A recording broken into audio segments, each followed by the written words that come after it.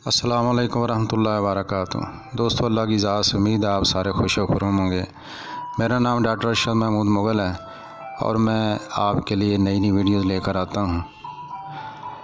तो अपने टॉपिक की तरफ आने से पहले नए देखने वाले जो उनकी खिदमत में गुजारिश है कि मेरे चैनल को सब्सक्राइब कर दें और साथ ही बेल आइकन को प्रेस कर दें ताकि ताज़ा तरीन जो अपडेट आपको मिलती रहे।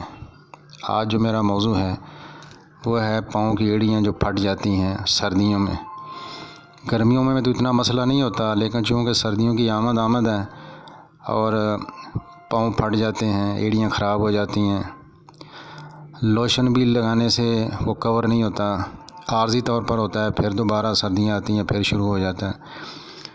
तो उसके लिए ये मेडिसिन आपके सामने है, स्क्रीन पर आपको नज़र आ रही है। मेडिसिन का नाम है पेट्रोलियम। ये 30 ताकत आपने लेनी है। आप जर्मन की ले लें या मसूद कंपनी की, इससे कोई फ़र्क नहीं पड़ता। हाँ, जिसके पास पैसे ज़्यादा हों वो जर्मन की ले ले। सुबह दोपहर शाम आपने एक एक कतरा 8-8 घंटे बाद ज़ुबान पर डाल लें या पानी के अंदर डाल लें। इंशाल्लाह आप देखेंगे किस तरह कवर होगा। अस्सलाम वालेकुम वरहमतुल्लाह।